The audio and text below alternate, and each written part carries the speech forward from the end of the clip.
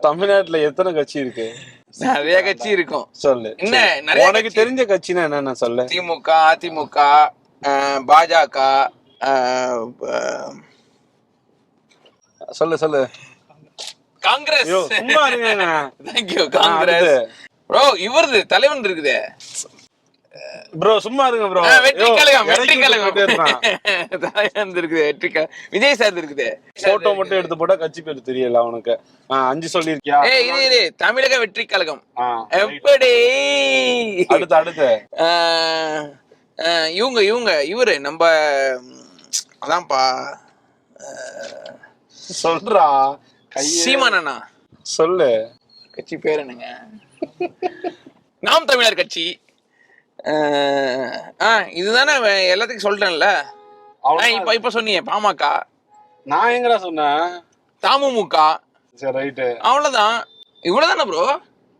அவ்வளவுதான்ப்பா. தேசிய கட்சிகள் எத்தனை இருக்கு? தேசிய கட்சி காங்கிரஸ், பிஜேபி, அவ்வளவுதான். கம்யூனிஸ்ட் வரும்போது ஒரு ரீல்ஸ் பார்த்துட்டு வந்தேன். Irfan views official. அப்பா அது நீ ஏதோ பாத்துக்கோ. அதெல்லாம் என்கிட்ட கேட்டுக்கிட்டு இருக்காத. சரியா? சொல்லு. பார்த்தேன். விஜய் சித்து சொல்லியிருக்காரு இர்ஃபான் ஏதோ கட்சியில சேர்ந்திருக்கியாமேன்னு. சும்மா கலாச்சாரியா அவரு. அது மாதிரி வந்துட்டு இப்ப எல்லாரும் சொல்றாங்கல்ல, இந்த மாதிரி வந்து இந்த கட்சியில இருக்கா அந்த கட்சியில இருக்கான்னு சொல்லிட்டு அதுக்காக வந்து அவரும் என்னை கலாச்சாரு. அது நான் வந்து இல்ல அப்படின்றத நான் அவர்கிட்ட சொல்லிட்டு இருந்தேன். அது ஒண்ணும் இல்லை. தமிழ் சினிமால டிஜிட்டல்ங்கிறது எந்த அளவுக்கு முக்கியத்துவமா இருக்கு? ரொம்ப முக்கியமா தான் இருக்கு. ரொம்ப முக்கியமா தாங்க இருக்கு.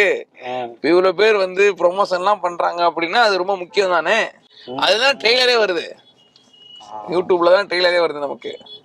ஸோ அது மட்டும் இல்லாம ட்ரெய்லர் மட்டும் வச்சு பார்த்துட்டு நிறைய பேர் பார்க்க போறது இல்லை. இந்த மாதிரி வந்து யூடியூப்ல ப்ரொமோஷன்ஸ் எல்லாம் பண்றாங்க. இந்த மாதிரி யூடியூபர்ஸ் கூட பண்றாங்க. இல்ல வந்து நியூஸ் சேனல் கூட இப்போ சில பேர் எல்லாம் பண்றீங்க. அந்த மாதிரி நடக்குது இல்லை. ஸோ அது மாதிரி இது வந்து ரொம்ப இம்பார்ட்டன்டான விஷயமா தான் இருக்குது.